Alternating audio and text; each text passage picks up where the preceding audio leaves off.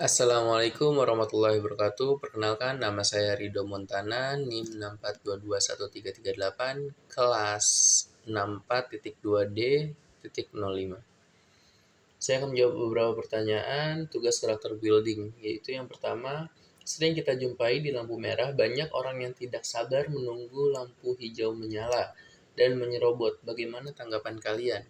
Tanggapan saya itu sangat membahayakan karena adanya lampu merah tersebut, yaitu untuk mengatur lalu lintas dan meminimalisir terjadinya kecelakaan.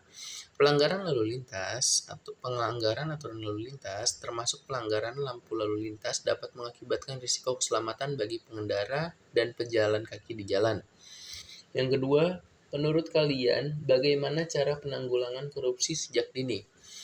Penanggulangan korupsi sejak dini sangat penting untuk mencegah korupsi terjadi di masa depan. Berikut adalah beberapa cara penanggulangan korupsi sejak dini yang dapat dilakukan, yaitu yang pertama, dari pendidikan karakter. Pendidikan karakter yang kuat dan memperkenalkan nilai-nilai etika dan integritas sejak dini akan membantu anak-anak mengembangkan kesadaran tentang pentingnya integritas dan membangun pola pikir yang bersih dan jujur.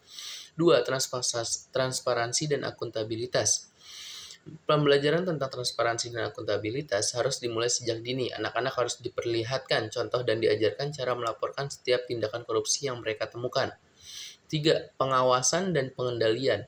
Orang tua dan pendidik harus memperhatikan tindakan anak-anak mereka dan memberikan pengawasan dan pengendalian yang tepat untuk mencegah anak-anak melakukan tindakan yang merugikan orang lain. 4. Promosi nilai-nilai etika. Kita harus mempromosikan nilai-nilai etika dalam kehidupan sehari-hari, baik di rumah, sekolah, maupun di masyarakat. Hal ini akan membantu memperkuat kesadaran dan penghargaan terhadap integritas dan moralitas. 5. Membangun kesadaran dan tanggung jawab. Anak-anak harus diajarkan tentang konsekuensi dari tindakan korupsi dan tanggung jawab mereka sebagai warga negara untuk membantu mencegah korupsi. Mereka juga harus diberikan kesempatan untuk mempraktikkan nilai-nilai yang dipelajari melalui partisipasi dalam kegiatan sosial dalam kegiatan yang positif. Melalui cara-cara ini, diharapkan anak-anak dan generasi selanjutnya dapat memahami pentingnya integritas, transparansi, dan akuntabilitas dalam mencegah terjadinya korupsi di masa depan. 3. Menurut kalian, mengapa orang melakukan tindak korupsi? Tindakan korupsi itu biasanya dilakukan oleh orang-orang yang memiliki akses ke kekuasaan atau sumber daya yang penting, baik di sektor publik maupun swasta. Ada berbagai faktor, yaitu diantaranya adanya kesempatan.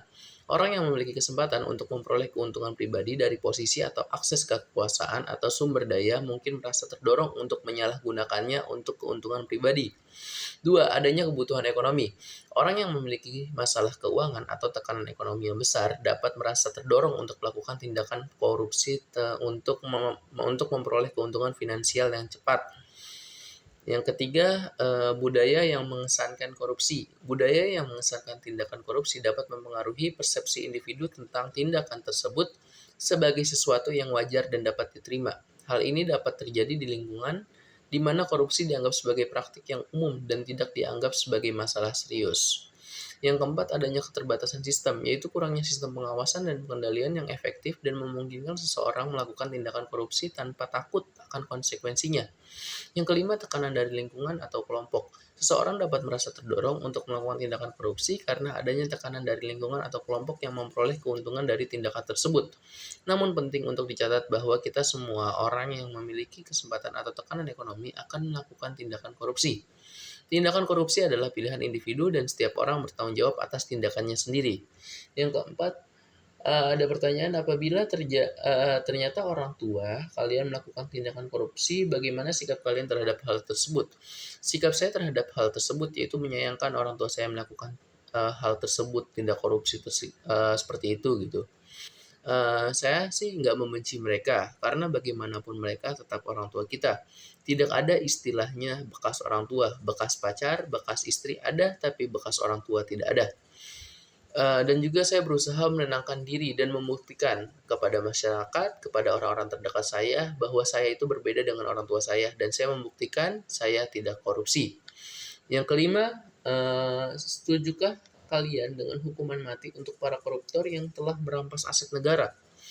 Menurut saya setuju banget sih sama ini, karena pemberian hukuman mati bagi koruptor merupakan hal yang sangat tepat karena dapat dijadikan shock terapi Karena secara psikologis, koruptor yang dijatuhi hukuman dapat dijadikan contoh untuk dipengaruhi pihak lain agar tidak melaksanakan tindak pidana korupsi. Karena yang saya tahu hukuman terberat para koruptor itu yaitu adalah di penjara seumur hidup. Tapi di penjara seumur hidup tersebut ada juga beberapa koruptor yang mendapatkan fasilitas mewah di dalam lapas. Dan menurut saya itu tidak adil bagi seluruh masyarakat. Iya, dia di penjara seumur hidup, tapi di penjaranya dengan fasilitas yang mewah. Dan menurut saya itu tidak adil bagi seluruh masyarakat. Sekian, terima kasih. Wassalamualaikum warahmatullahi wabarakatuh.